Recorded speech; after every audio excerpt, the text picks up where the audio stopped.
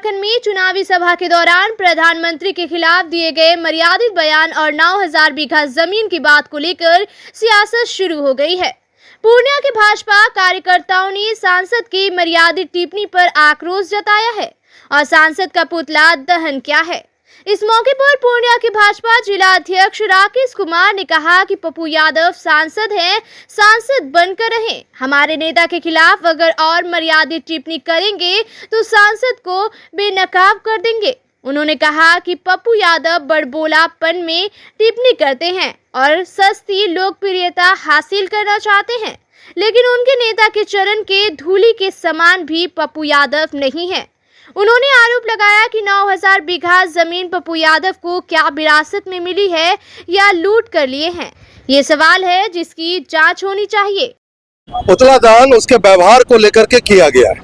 एक पूर्णिया का सांसद होने के नाते जो उसने माननीय प्रधानमंत्री जी के बारे में जो अपशब्दों का प्रयोग किया है और अपशब्दों के साथ साथ अपनी मानसिकता जो ओछी मानसिकता है, जो बड़बोलापन है और 9000 करोड़ की 9000 बीघा की जमीन की बात करते हैं। इस तरह का जो घटिया जो उन्होंने चुनावी क्षेत्र में झारखंड में जिस तरीके से किया और वो जो पूर्णिया के तरफ से सांसद होने के नाते इसकी हम लोग घोर निंदा करने के लिए और उनका पुतला दहन करके उनको एहसास दिलाने के लिए किए हैं कि माफी मांगिए। आप प्रधानमंत्री जी के चरणों तक लायक नहीं हो। अभी वहां तक पहुंचने के लिए बहुत कुछ सोचना पड़ेगा। सांसद बन जाने के बाद आप कहां तक सोच सकते हो। प्रधानमंत्री जी उनसे कहीं ऊंचे हैं। आज विश्व के सबसे बड़े नेता के रूप में जाने जाते हैं और तुम उनके बारे में बात करोगे, तुम हेमंत बिस्वा शर्मा जी के बारे में बात करोगे, तो माननीय मुख्यमंत्री हैं। तुम एक सांसद बन करके क्या लगता है कि कहाँ पहुँच गए। और 9000 एकड़ जमीन था, कहाँ से लाए थे, किसके बाबूजी और दादाजी दिए थे कि लूट करके लाए थे।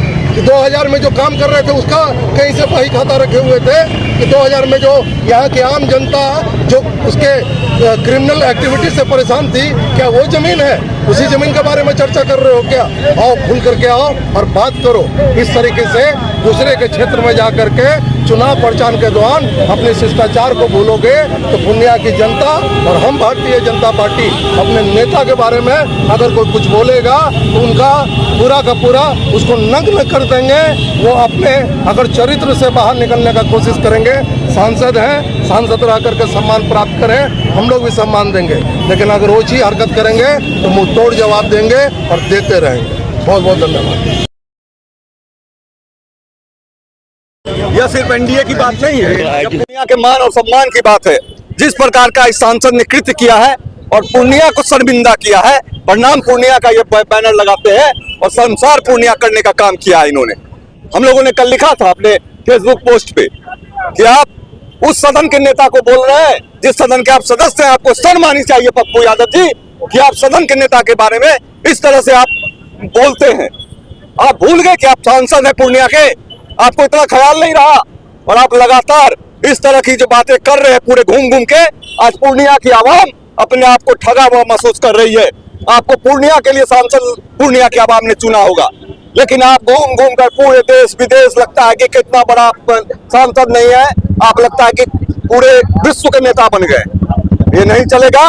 और माननीय प्रधानमंत्री जिनका जीवन जो है ना वो त्याग और समर्पण की कहानी कहता है, उनका कण कण तन तन इस देश को समर्पित है और ऐसे माननीय यशस्वी प्रधानमंत्री जी के बारे में बोलने का आपको राइट नहीं है, आपकी औकात नहीं है।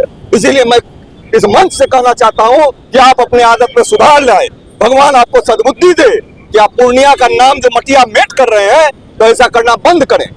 हम लोग 25 साल में कभी अर्जुन भवन नहीं गए, लेकिन हमारे नेता जब आए और हमारे नेता का जब हुआ, जब सांसद जी के माननीय पिताजी का स्वर्गवास हुआ तो हम सभी कई बार गए, अपने नेता के साथ गए, अर्जुन भवन तक गए, यह सोचकर कि उनके पिता हैं, हमारे भी पिता हैं।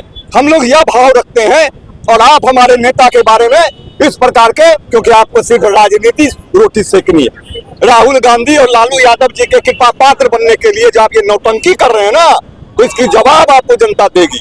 इसीलिए भगवान आपको सद्बुद्धि दे, यही आपको कहना चाहते हैं। और पूर्णिया भारतीय जनता पार्टी को कमजोर समझने का, एनडीए को कमजोर समझने का दुस्साहस मत करिए। सांसद जी, हम लोग बहुत ही व्यवस्था में रहने वाले लोग हैं। मर्यादा में रहने वाले लोग हैं, लेकिन इसका अर्थ यह नहीं है कि हम लोग कमजोर हैं।